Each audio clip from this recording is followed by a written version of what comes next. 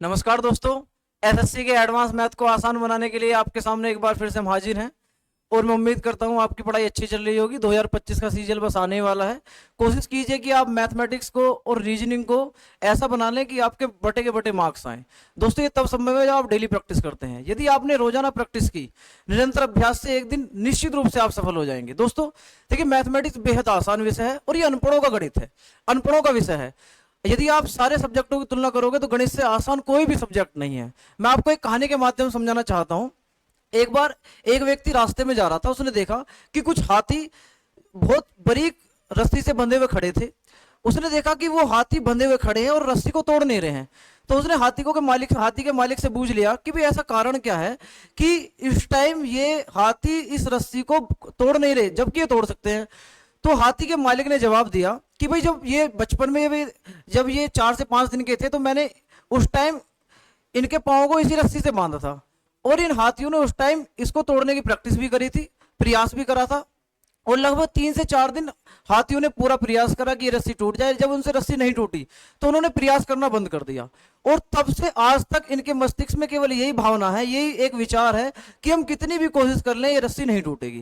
तो दोस्तों सेम भावना हमारे मस्तिष्क में जब हम विद्यार्थी के रूप में कक्षा 5 या 6 के विद्यार्थी होते हैं तब आती है और हमें ऐसा लगता है कि गणित इतना कठिन सब्जेक्ट है, ये हमसे कभी नहीं हो पाएगा। और वो जो बेड़ियां हमारे मस्तिष्क में उस टाइम बनती हैं, हमारे अंदर परिपक्वता आने के बाद भी ये बेड़ियां बंधी रहती हैं और मैथमेटिक्स आज भी हमें कठिन लगता है। तो दोस्तों मैं उम्मीद करता हूं यदि आप इस पोर्शन को समझते हैं, गणित को समझते हैं और अपने अंदर ये सोच लेते हैं गणित मुझे करना है, तो निश्चित रूप से आपको ये आसान लगने वाला है। चलिए दोस्तों बिना देरी करते हुए हम सीरीज को शुरू करते हैं। ये हमारी 9th नंबर की सीरीज है। इससे पहले हम 8 सीरीज कवर कर चुके हैं और मैं उम्मीद करता हूं आपने वो सीरीज से बहुत कुछ सीखा होगा। चलिए पहले क्वेश्चन की तरफ मूव कर जाते हैं। पहला क्वेश्चन क्या है, मूव करते हैं हम। क्वेश्चन क्या है, देखिए सबसे पहला क्वेश्चन है कोऑर्डिनेट ज्योमेट्री का है। यदि एक रैखिक समीकरण ये है, एक सरल रेखा है जो x अक्ष और y अक्ष को क्रम से a और b बिंदुओं पर काटती है, उसमें p और q ये दे रखा है कि त्रिभुज OAB OA तथा OB भुजाओं पर 2 बिंदु हैं और निर्देशांक पद्धति का मूल बिंदु यानी कि ओरिजिन है। तो दोस्तों ये ओरिजिन है आपका। इसने आगे क्या कहा है, इसने कहा है कि यदि ए बी 10 है तो पी क्यू की लेंथ बताइए क्या होगी। दोस्तों सिंपल क्वेश्चन है। पी इसने यहां दे रखा है, क्यू इसने यहां दे रखा है, तो आप समझ जाइए इसने बाकी सारी चीजें दी है बेवकूफ बनाने के लिए दी है। तो पी का मान इन्हें दे रखा है 2,0, क्यू दे रखा है इन्हें 0,3/2। तो मैं 2 बिंदुओं के बीच की दूरी, देखिए 2 बिंदुओं के बीच की दूरी क्या होती है। यदि एक बिंदु दोस्तों है हमारा x1 y1 और दूसरा बिंदु है हमारा x2 y2, तो इन दोनों बिंदुओं के बीच की दूरी यदि मैं d मान लूं तो d का मान होता है √x2 - x1 का वर्ग प्लस y2 - y1 का स्क्वायर। तो दोस्तों इस फॉर्मूले का मैं अप्लाई करूंगा और देखिए आंसर क्या मिलता है, देखते हैं। d बराबर 2 में से 0 गया 2 का वर्ग और 0 में से 3/2 गया तो 3/2 का वर्ग। तो ये मिल गया आपको 2 का वर्ग 4, 3 तिया 9/4, 4 चौक 16 और 9 25/4। इसका वर्गमूल देखेंगे आप तो ये आएगा 5/2। तो 2.5 आंसर है। तो इसका ऑप्शन हमारा डी करेक्ट है। तो मैं उम्मीद करता हूँ ये क्वेश्चन आपके समझ में आ गया होगा। चलिए क्वेश्चन नंबर 2 की तरफ क्या है। कह रहा सरल रेखा 3x + 2y = 6 और निर्देशांक अक्षों से बने त्रिभुज का क्षेत्रफल। बेहद ज्यादा आसान क्वेश्चन, मैंने आपको काफी बार कराया है। मैंने बताया था डायरेक्ट त्रिभुज का क्षेत्रफल होता है c² / 2ab और यहाँ पर c कितना है 6 × 6/2 × a हमारा 3 है, b हमारा 2 है। तो 3 दूनी 6, 6 खत्म, 2 से 3 बार, तो 3² यूनिट यानी कि आंसर हमारा c करेक्ट है। दोस्तों ये तो वो है यदि आपको फॉर्मूला पता है। बाई चांस यदि आप फॉर्मूला नहीं जानते तो हम इसे बिना फॉर्मूले के भी कैसे करेंगे। तो सबसे पहले थोड़ा सा मैं इसको समझाना चाहूंगा। देखिए ये है कोऑर्डिनेट एक्सिस, ये वो लाइन है जिसकी इसने बात करी है। लाइन का नाम है 3x + 2y = 6 और मुझे जो एरिया निकालना है दोस्तों, एरिया निकालना है मुझे ये वाला। अब इस एरिया निकालने के देखिए कितने तरीके हैं। सिंपल तरीका ये है कि ये एक समकोण त्रिभुज है, राइट एंगल ट्रायंगल, जिसमें ये बेस है और ये हाइट है। यदि मुझे बेस और हाइट पता है तो मैं त्रिभुज का क्षेत्रफल निकालना जानता हूं। वो होता है त्रिभुज का क्षेत्रफल बराबर 1/2 आधार गुणा ऊंचाई। तो हमारा मकसद सिर्फ इतना है कि हमें ये पता लग जाए और ये पता लग जाए। पहले इसे निकालते हैं, ये क्या है। तो ये है x अक्ष, x अक्ष का मतलब y0। यदि मैं y0 पुट कर रहा हूं तो 3x का मान दोस्तों 6 मिलेगा, x का मान 2 मिलेगा। तो इसका मतलब मुझे ये पता लग गया आधार की लंबाई 2 है। अब यदि मैं इसकी ऊंचाई की बात करूंगा मेरे दोस्तों, तो ऊंचाई का मतलब है यहां पर हमें x नहीं है, x का मतलब x हम यहां 0 पुट करने वाले हैं, तो y मिलेगा आपको 2y = 6। तो y का मान हो गया दोस्तों आपके लिए 3। तो ये वैल्यू हमारे पास 3 है। अब मैं आधार भी मेरे पास है और ऊंचाई भी है, तो इसका मतलब क्षेत्रफल आने वाला 1/2 बेस इंटू हाइट। 2 से 2 खत्म, तो इसका मतलब 3² यूनिट आ गया। तो इसलिए आंसर हमारा सी करेक्ट है। लेकिन यदि आप एग्जाम में बैठे हैं तो कोशिश करें कि आप डायरेक्टली फॉर्मूला याद रख के जाएं। ये वो फॉर्मूला है दोस्तों कि यदि ये एक्स अक्ष दे रखा है और ये वाई अक्ष दे रखा है कि अक्षों से और एक लाइन दे रखी है A X plus B Y plus C बराबर 0 से घिरे क्षेत्र का क्षेत्रफल, तो आप डायरेक्टली इस फॉर्मूले में अप्लाई वैल्यू पुट कर सकते हैं कि सी स्क्वायर बटे 2 भी आपको दोस्तों तुरंत आंसर मिलेगा। चलिए नेक्स्ट क्वेश्चन की तरफ। क्वेश्चन नंबर 3 क्या है? दो समबाहुज भुजाओं की संख्याओं के बीच का अनुपात इतना है। देखिए बहुभुज होता है जिसमें बहुत सारी भुजाओं, जैसे त्रिभुज 3 भुजा वाली एक आकृति है इसलिए वो त्रिभुज कहलाती है। चतुर्भुज में 4 भुजा होती है वो भी एक बहुभुज है, वो ऐसा बहुभुज है जिसकी 4 भुजा है इसलिए वो चतुर्भुज कहलाता है। तो इसने बहुभुज की बात करी है, इसका मतलब बहुत सारी भुजाओं वाला। चलिए, और क्या एक शब्द डाल रखा सम, इसे रेगुलर पॉलीगन बोलते हैं दोस्तों। रेगुलर का मतलब होता है या समबहुज का मतलब होता है जिसकी प्रत्येक भुजा बराबर हो। तो इसने कहा है कि दो समबहुज की भुजाओं के संख्याओं के बीच का अनुपात 1:2 है। इसका मतलब यदि पहले में x है तो दूसरे में 2x होना चाहिए। चलिए, मैं अगर देख पा रहा हूं तो भुजाओं की संख्या बूझिए, तो ये अगर 4 है तो दूसरा 8, ये 7 है, दूसरा 14 है, यदि 6 है तो 12 है, 5 है तो 10 है। तो ये कंडीशन तो सेटिस्फाई हो रही है, तो उसका मतलब ऑप्शन तो मैं नहीं काट सकता। आगे देखते पाएंगे हम, आगे देखते हैं क्या मिलेगा हमें। उसके आंतरिक कोणों के बीच का अनुपात। दोस्तों सबसे पहले आप समझिए, यदि किसी बहुभुज में n भुजा है तो उसके सभी आंतरिक कोणों का योग होता है n-2 गुणा 180। और यदि वो बहुभुज समबहुज है तो उसका प्रत्येक आंतरिक कोण होता है बटे n, जितनी भुजा होती हैं। तो अगर मैं यहां देख रहा हूं इसमें x भुजा है तो आंतरिक कोण मिला x-2 गुणा 180 बटे x। और यदि इस वाले बहुभुज की मैं बात करूं जिसमें 2x भुजा है तो आप इसको देखेंगे, इसका आंतरिक कोण मिलेगा 2x-2 गुणा 180 बटे 2x। अब ये जो अनुपात है, ये अनुपात दे रखा है दोस्तों आपके पास 2/3। अब इसके देखो सोल्व करने का तरीका समझना दोस्तों, आपको मैं इसमें एक बेहद खास चीज समझाने वाला हूं। 180 से 180 कैंसिल हो गया, x से x कैंसिल हो गया, तो ऊपर बचा x-2। अगर आप नीचे देख रहे हैं तो 2 कॉमन ले लो तो 2 से 2 कट जाएगा, तो नीचे बचेगा x-1 बराबर 2/3। अब देखिए बिना सोल्व करे हम इसको कैसे सोल्व कर सकते हैं दोस्तों, ध्यान दें बड़े ध्यान से। ऊपर 2 घट रहा है, नीचे 1 घट रहा है, नीचे 1 कम घट रहा है, तो इसलिए यहां पर 1 एक्स्ट्रा है। तो इसका मतलब है कि मेरा 1 इसके 1 के ही बराबर है।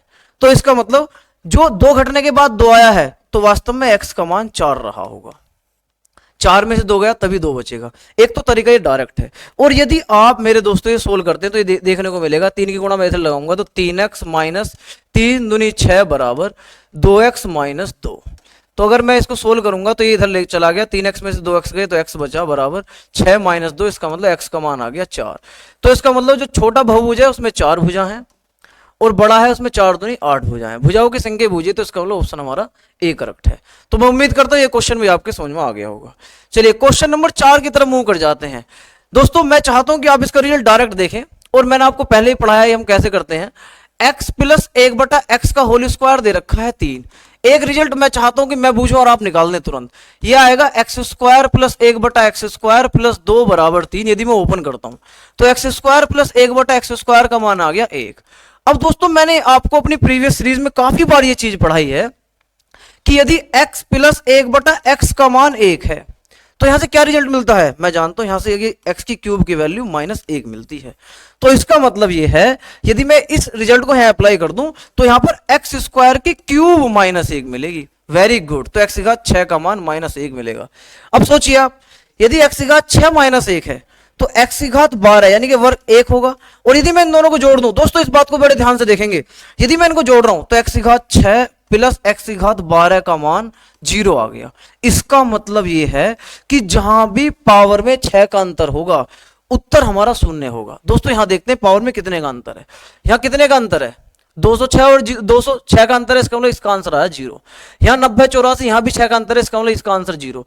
अब ये 12 वाले को अगर मैं यहां लिख दूं तो देखिए 18 और 12 में भी 6 का अंतर है, तो इसका मतलब इसका भी आंसर 0। अब अगर मैं x घात 6 प्लस 1 लूं, 1 के स्थान पर अगर x की पावर 0 लिख दूं, क्योंकि किसी भी पावर का मान 0 हो तो उसका मान भी 1 होता है, तो यहां भी 6 का अंतर है, तो इसलिए ये भी हमारा 0 होगा। तो इसलिए आंसर हमारा सी करेक्ट है। तो दोस्तों ये बेहद आसान क्वेश्चन है। देखिए इसके आधार पर एक क्वेश्चन आप और समझिए, मैंने आपको पहले पढ़ाया है कि भाई x प्लस 1/x 1 है तो x घात 3 का मान -1 है। चलिए मैं एक क्वेश्चन पूछता हूं, अगर x प्लस 1/x का मान √3 है तो दोस्तों ये बताइए x की पावर 19 प्लस 1/x की पावर 19 का मान क्या होगा? कमेंट बॉक्स में इसका आंसर बताइए दोस्तों। नहीं होता तो आप हमें बताएंगे, इसको मैं सोल्यूशन आपको बाद में करा दूंगा। क्वेश्चन नंबर 5 देखिए, यदि किसी समबाहु त्रिभुज का अंत केंद्र उस त्रिभुज के अंदर हो। तो दोस्तों इसने ये नहीं कहा है कि इसने इसका ये क्वेश्चन थोड़ी प्रिंटिंग मिस्टेक है, इसमें लिखा हुआ है कि यदि किसी संभव त्रिभुज है उसके अंदर एक वृत्त है, यहां पर लिखा हुआ है उसके अंदर एक वृत्त है। कैसे कि यदि मैं एक सर्कल ड्रॉ कर दूं, यहां पर ये सर्कल जो है दोस्तों, ये सर्कल एक त्रिभुज के अंदर है, मतलब यदि मैं कोई एक संभव त्रिभुज ड्रॉ करता हूं, ये दोस्तों एक संभव त्रिभुज है, इसके अंदर एक सर्कल है। चलिए सर्कल हम ऐसे ड्रॉ कर लेते हैं, ये दोस्तों इसके अंदर एक सर्कल है। अब ये सर्कल है इसके अंदर, और इसके कहा कि इसकी त्रिज्या 3 सेंटीमीटर, यानी कि आर दे रखे है दोस्तों 3 सेंटीमीटर। देखिए इसे निकालने के काफी तरीके हैं, मैं आपको 2-3 मेथड इसके समझा देता हूं। एक तो डायरेक्ट होता है, संभव त्रिभुज की भुजा भुजी है, अंतर्वृत्त की त्रिज्या होती है आर बराबर a बटे 2√3, भुजा की लंबाई आएगी r गुणा 2√3, r का मान ने 3 दे रखा तो 3 गुणा 2√3, तो 3 दूनी 6√3 आ गई भुजा।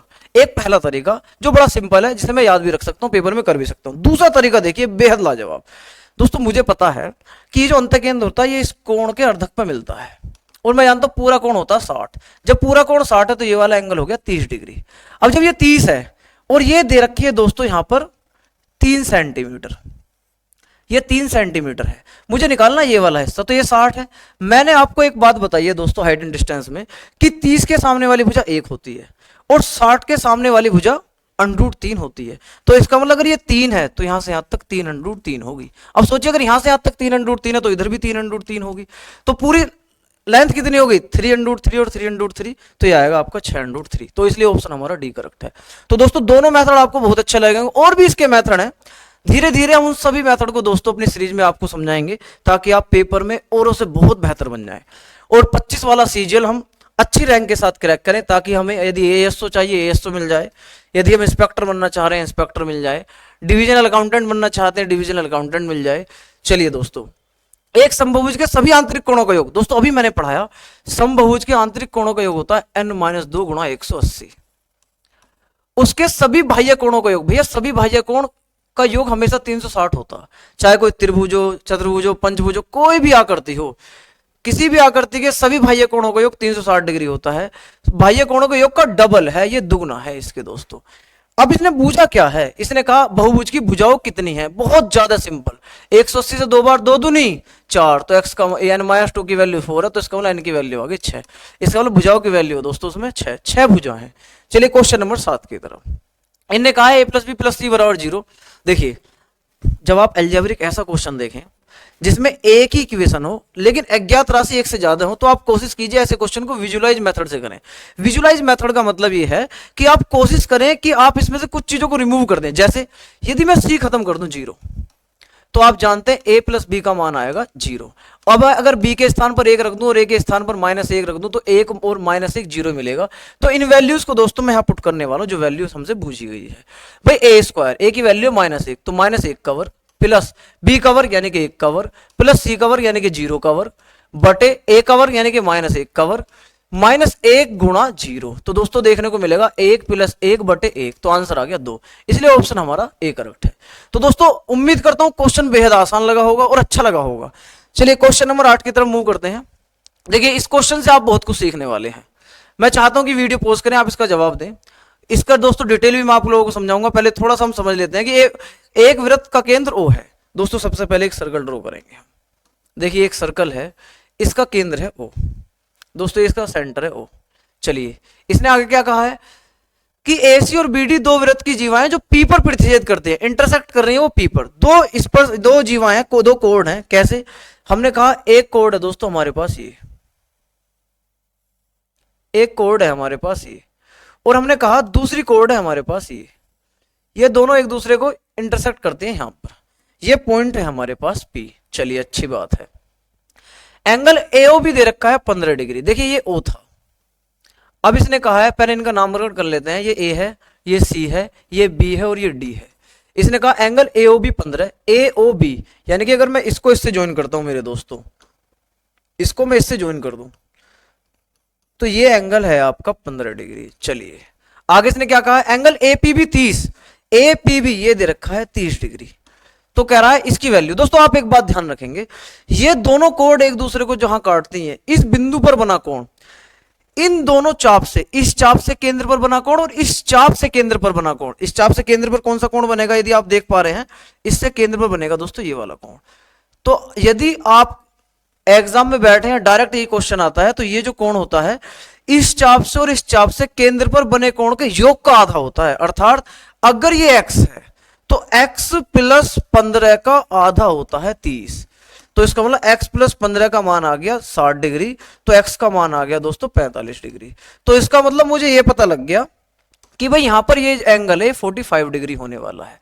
अब देखिए वैल्यू किसकी पूछी है, tan square angle APB 30 degree दे रखा है, चलिए, प्लस कोट स्क्वायर COD ये 45 डिग्री दे रखा है, इसका मतलब 45 डिग्री है। तो दोस्तों tan 30 का मान होता है 1/√3, इसका स्क्वायर, कोट 45 होता है 1 का वर्ग, ये आ गया 1/3 + 1, तो आंसर आ गया 4/3, इसलिए ऑप्शन हमारा 4/3 है। दोस्तों ये क्वेश्चन एग्जाम की दृष्टि से मोस्ट है, एसएससी में इसके ऊपर क्वेश्चन मेंस में बहुत बन जाते हैं। देखिए इसको मैं थोड़ा डिटेल में समझाना चाहता हूँ, ये जो मैंने आपको पढ़ाया ये चीज क्या है। दोस्तों सबसे पहले मैं आपको एक सर्कल में 2 रिजल्ट समझाना चाहता हूँ।